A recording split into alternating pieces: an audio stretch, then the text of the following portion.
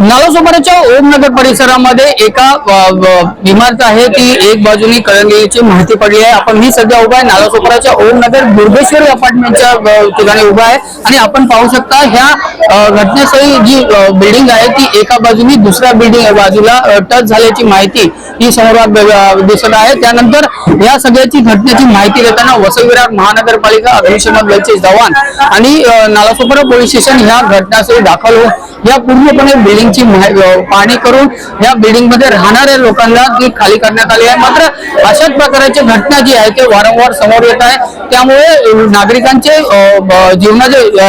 जीवनाचे प्रश्न जे आहे ना अडचणीवर आले आहेत। मात्र ह्या अशा प्रकारच्या वारंवार ज्या घटना आहेत ते नालासोपारा का विरार असो या विरार मध्ये एका बिल्डिंग मध्ये मोठ्या प्रमाणात दुर्घटना घडली होती आणि त्या दुर्घटनेमध्ये जवळपास बऱ्याच लोकांचा मृत्यू देखील झाला होता। नंतर आज नालासोपारा परिसरामध्ये ओमनगर परिसरामध्ये ही जी building Durgeshwari C wing apartment आहे त्या ती बिल्डिंग जी आहे ती एका बाजूने टच झालेली माहिती मिळतात घटनास्थळी वसई विरार महानगरपालिका ही घटनास्थळी पोहोचून पूर्णपणे ही बिल्डिंग जी आहे ती खाली करण्यात लावली आणि त्यामुळे नागरिकांचा जो प्रश्न आहे तो आता हैदराबाद आला आहे।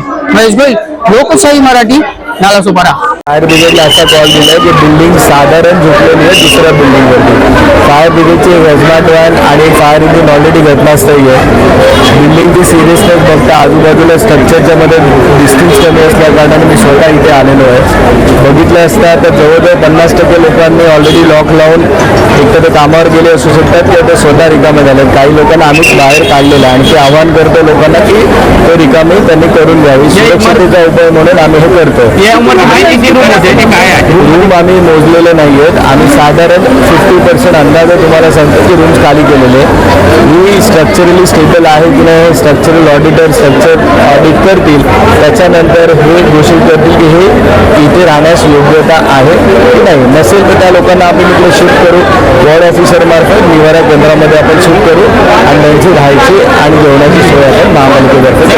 आता सध्या परिस्थिती काय आहे इमारतीची, किती कलडलेली आहे? परिस्थिती असं किती इंचेस मध्ये कलडले वगैरे असं नाही, साधारण दिसते, पण आता आम्ही आरामतेसाठी वरती जाऊन बघितलेलं आहे, पण टेक्निकल उत्तर तुम्हाला देऊ शकत नाही की रामनाथ सब्जेक्ट मॅटर एक्सपर्ट जे स्ट्रक्चरल ऑडिटर तेच तुम्हाला ऑडिटर आहे ते तुम्हाला एक्झॅक्ट सांगतील या बिल्डिंगमध्ये काय प्रॉब्लेम आहे। पण जिन्यावरून जाताना काही ठिकाणी बटाडे असतात, त्याचं थोडंसं सिमेंट निघालं वगैरे असं दिसतात, पण स्ट्रक्चरली ते साऊंड आहे की नाही हे स्ट्रक्चरल ऑडिटर सांगतो। सर, एकंदरीत परिस्थिती जर बघितली या साईडची तर साधी फायरची गाडी सुद्धा येत नाही, अशा अनेक लोकांना इमारती असू शकतात। अशा वेळी आपल्याकडे काय